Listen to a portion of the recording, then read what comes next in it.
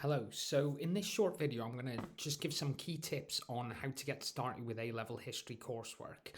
And this is primarily to do with Edexcel A-Level History coursework, but hopefully some of the tips should apply if you're with any other exam board. So there's three key things that I'm going to talk through, and this is really the early stages of coursework when you're kind of thinking about the question, thinking about the reading.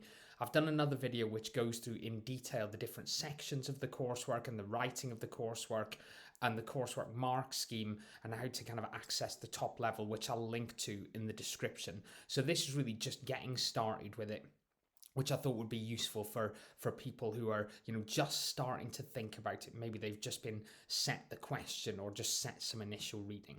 So the first step, the first key tip is to decide on your title. Now, some schools will give you the title. Other schools might have this open where you can choose your own title. Whatever you do, make sure that it is something that has a genuine historical debate. So don't choose something that you're kind of interested in that hasn't really been written about at great length, that there isn't a kind of key debate there. And I've seen examples of this where students have found it really difficult to find varying views by historians. So you really want to find something where there's been a real historical debate. So, for example, the Glorious Revolution, the extent to which the Glorious Revolution was revolutionary, for example, something like that. There's been widespread, really kind of long-term debate by historians on that question. So you want something that you can really get stuck into, that there has been a real genuine debate about. So have a look at this, have a look at some topics online and see if you can find something that there has been this kind of historical debate about. As I say, don't just pick something because you think, oh, that's an interesting topic. There might not be a kind of genuine debate about it. So really do make sure there is a debate before you kind of get started. As I said, some people, your school might have chosen a question already, and therefore, I'm sure there is a debate about it. Okay, the next step is obviously to start reading. And what you've got to try and do is read as kind of widely as you can. Try and read, as many different historians' views as you can. And these are the steps that I would kind of take for this. So as you're reading, whether it's an article, whether it's a chapter of a book, whether it's a whole book, or even if it's a podcast or a documentary, the first thing that you've got to try and do is identify the overall argument of the historian.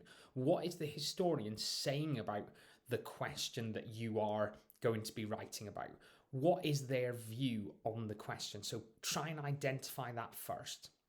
Then, or as you're going along, highlight key quotes that kind of illustrate that question.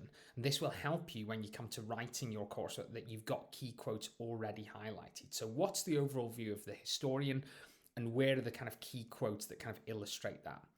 What you should try and do when you're at this point in the reading stage is keep good notes, keep a record of what you're reading and what the arguments are. And for Edexcel, you do have to complete something called a resource record, which hopefully you know what that is. But you can access that on the kind of Edexcel website. And you can use that, or you should use that as you're going along. So when you're reading, you can put the date that you've read something, what the kind of argument is and how you've used it. So you've got this record. Again, it becomes much easier later on for you to write your coursework and to kind of look back at what you've done.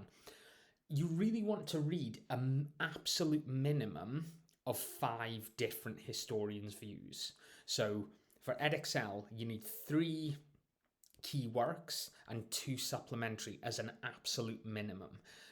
In my experience, the people that read more tend to do better. So I would try and read as many as you can realistically on your question, on that debate. Some of them, it might be quite tricky to get what their overall argument is on your question. Perhaps you have to infer what they're arguing. Others, it might be very, very explicit. And I'll come to that in a second, but try and read widely, identify the argument, highlight key quotes, and keep good notes, keep a record of what you're doing.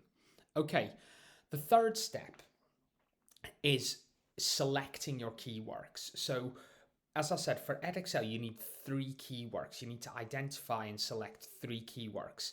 So I've tried to put this onto a bit of a kind of image here, a graph, to show the ideal selection of keyworks.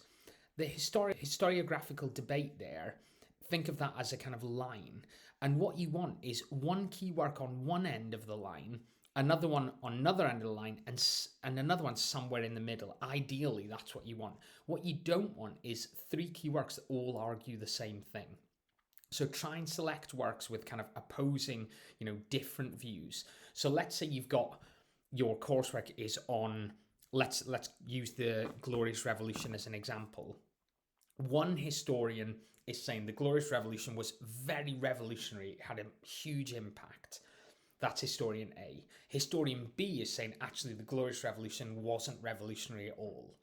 And then we've got historian C that says there were some elements of revolutionary change that came about as a result of the Glorious Revolution, but we can't consider the whole thing revolutionary, maybe. Now, they would be good selections for your key works because we can see the extent of the debate there. If we had 3 keywords that all argued it was revolutionary, then it's going to be trickier to kind of write the coursework and engage with that debate and weigh them up. So try and select 3 keywords that have varying views and kind of opposing views, ideally. This is why it's really important, going back to kind of step number 2, to have this list of historians with all their views outlined. So then when it comes to selecting the keywords, you can select historians with different views. So then at this point, really, you're kind of ready to start writing. So then you can watch my other video on how to structure and how to write the coursework. I hope that was useful. Any questions or comments, please let me know. Thanks for listening.